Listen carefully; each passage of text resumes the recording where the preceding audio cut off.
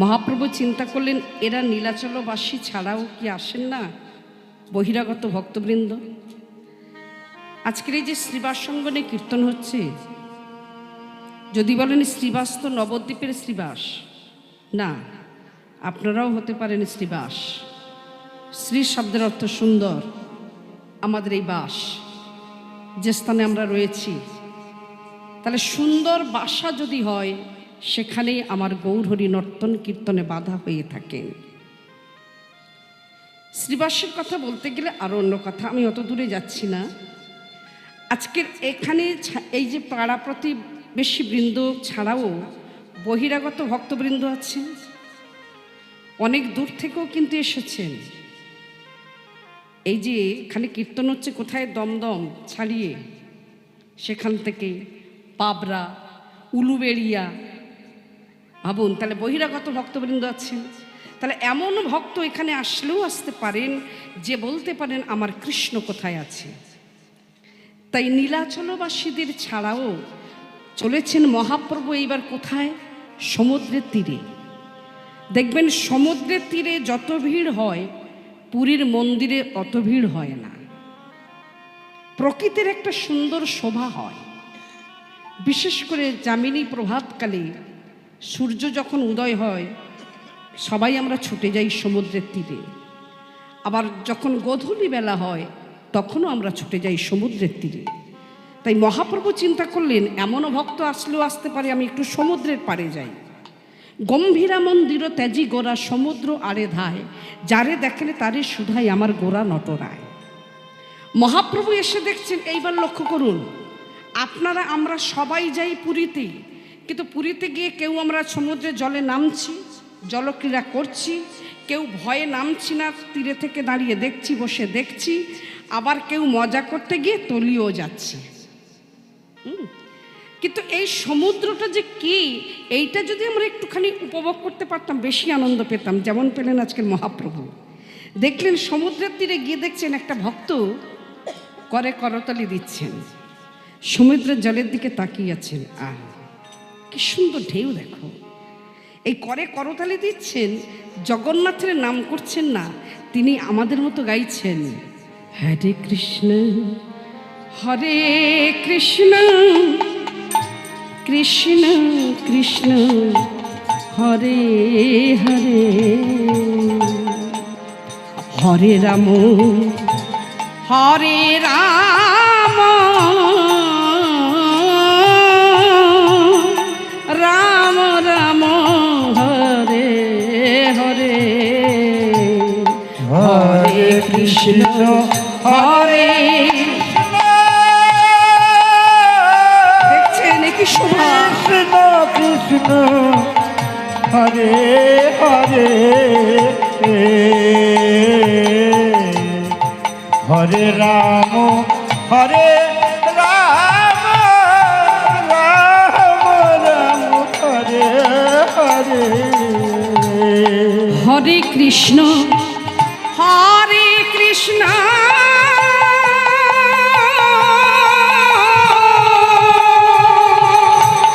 কৃষ্ণ কৃষ্ণ হরে হরে, হরে রাম হরে রাম রাম রাম হরে হরে,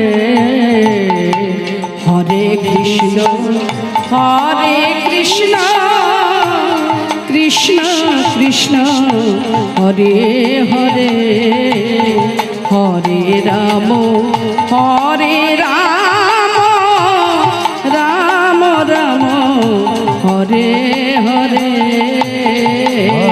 কৃষ্ণ হরে কৃষ্ণ কৃষ্ণ কৃষ্ণ হরে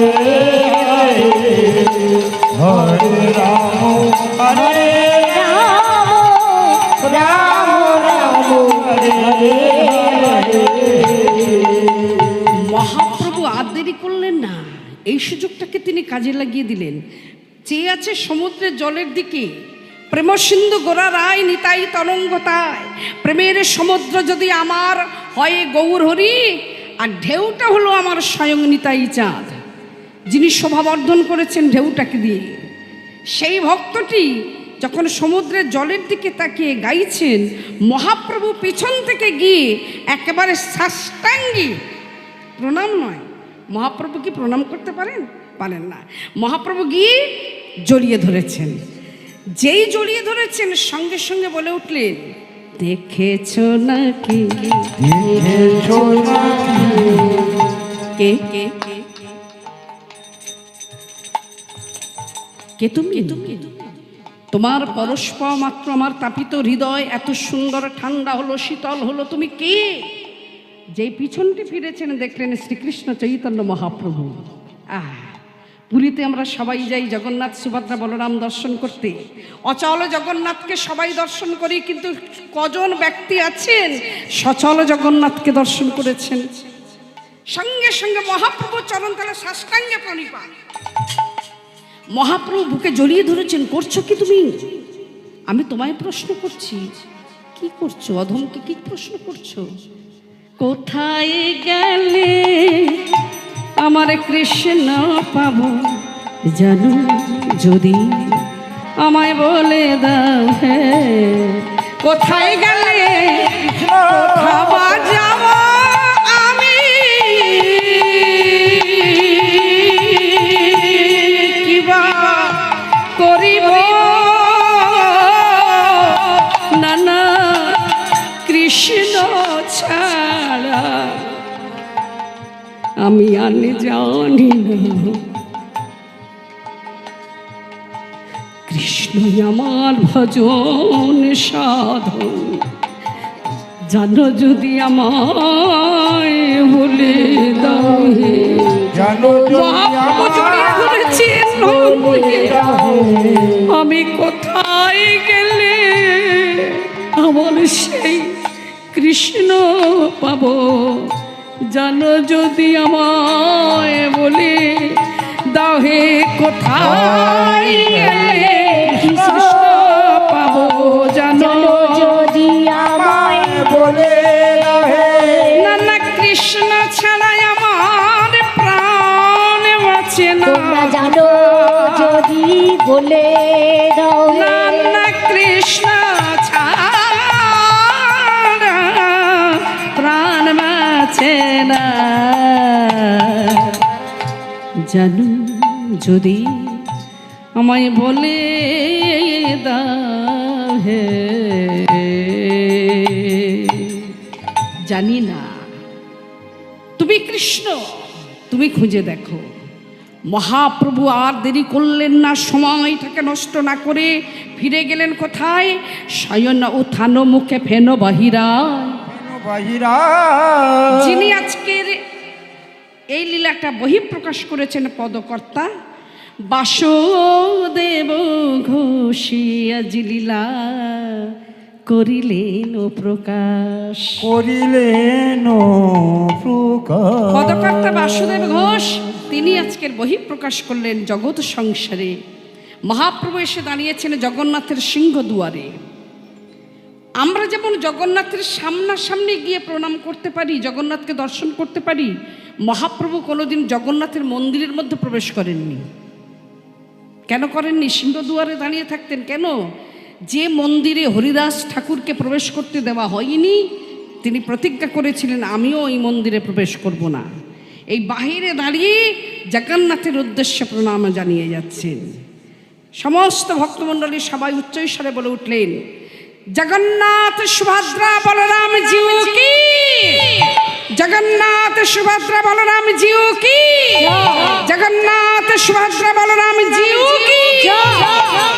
জয় জগন্নাথ, জয় জগন্নাথ, জয় জগন্নাথ, জয় জগন্নাথ। প্রণাম জানাচ্ছেন মহাপ্রভু। হে জগতের নাথ, শত কোটি কোটি প্রণাম তোমায়। জয় জগন্নাথ, জয় জগন্নাথ, জয় জগন্নাথ, জয় জগন্নাথ, জয় জগন্নাথ। জগন্নাথ, জয় জগন্নাথ, জয় জগন্নাথ, জয় জগন্নাথ, জয় জগন্নাথ,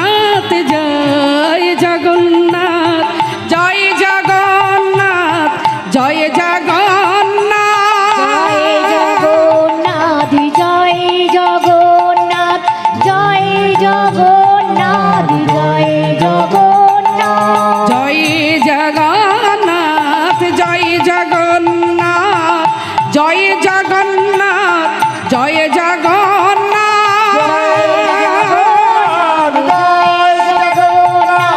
জয় জগন্নাথ জয় জগন্নাথ জয় জগন্নাথ জয় জগন্নাথ জয় জগন্নাথ জয় জগন্নাথ জয় জগন্নাথ জগন্নাথ স্বামী নয়ন পথগামী ভবতু মে।